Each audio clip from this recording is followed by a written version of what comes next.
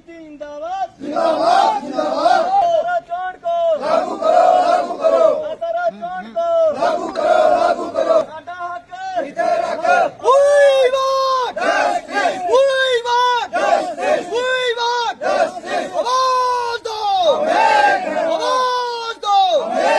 आवाज दो। United front member Kathua, सबसे पहले आप सभी मीडिया बंधुओं का तहे दिल से शुक्रिया, धन्यवाद कि आप हम गरीब डेली वेजर्स की आवाज आम जनता तक पहुंचाने के लिए और ये जो बहरे हमारे लीडर बैठे हैं, नेता बैठे हैं, उनके कानों तक पहुंचाने के लिए एक स्तंभ का काम करते हैं। मीडिया का ही हमारा जो बड़ा क्रम था, नेशनल मीडिया, आपने देखा कि कभी भी मैक्सिमम 99% हमारी न्यूज नहीं लगाई जाती है। अगर ये सोशल मीडिया नहीं होता तो आम लोगों तक हमारी आवाज जो है वो नहीं पहुंचती।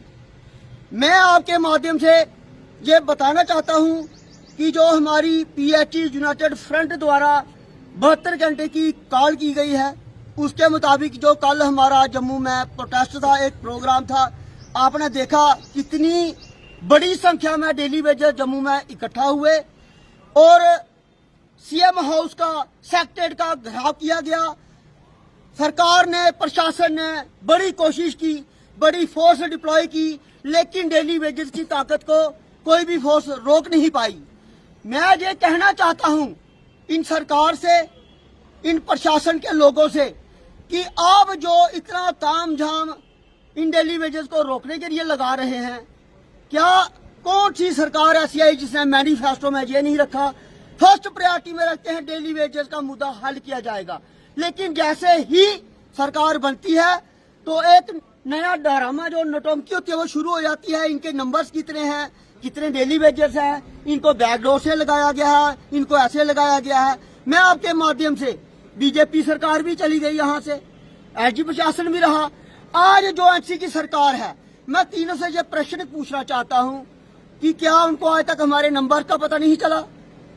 उनको इस नंबर का पता चल जाता है जब सरकार बनती है, ना मैनिफेस्टो में रखा जाता है, लेकिन उनको अपने नंबर्स का पता चल जाता है कि हमें कितनी गाड़ियां चाहिए, कितनी एमएलए की सैलरी बढ़ानी है।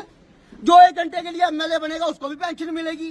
लेकिन जो 30 साल से पीएचई डेली वेजर दर दर की ठोकर खा रहा है, हर सीजन में काम कर रहा है, टेम्परेचर 40 का हो तब भी काम करता है, माइनस की डिग्री का हो तब भी सर्दी में काम करता है और गंदी नाली में हाथ डाल के काम करता है, लेकिन इनको सिर्फ काम चाहिए। आपने देखा कोरोना का पीरियड आया तब भी पीएचई डेली वेजर सबसे आगे रहा। हमारे अफसर साहिबान हमारे एसी रूम से बाहर नहीं निकले कि कहीं कोविड ना हो जाए, लेकिन डेली वेजर कहीं नहीं रुका। लेकिन मैं आपके माध्यम से ये बताना चाहता हूँ इनको कि थोड़ी शर्म आनी चाहिए हमारे पॉलिटिकल ढांचे को। कब तक आप गरीब लोगों का खून चूसते रहोगे? शोषण की कोई हद होती है?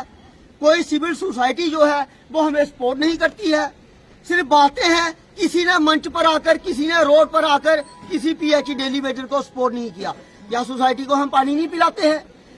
मानवाधिकार कहाँ गया आज हमारा? क्या हमारा हनन नहीं हो रहा? हमारा शोषण नहीं हो रहा? हमारे बच्चे नहीं है, पेरेंट्स नहीं है? हमने 3 पीढ़ियां बर्बाद की हैं इस डिपार्टमेंट में आके। और इन नेताओं को शर्म नहीं आती है कि ऐसे बच्चों की तरह बहानेबाजी करते हैं और हमारी पेंडिंग अभी तक नहीं क्लियर कर सके थे। रेगुलराइजेशन पॉलिसी हम मांग रहे हैं। जो हमारे रिटायर्ड पर्सन हो गए हैं जिन्होंने सुसाइड किया, उनके लिए पॉलिसी मांग रहे हैं। हमने कौन सा कोई हजारों करोड़ रुपया इनसे मांग लिया है?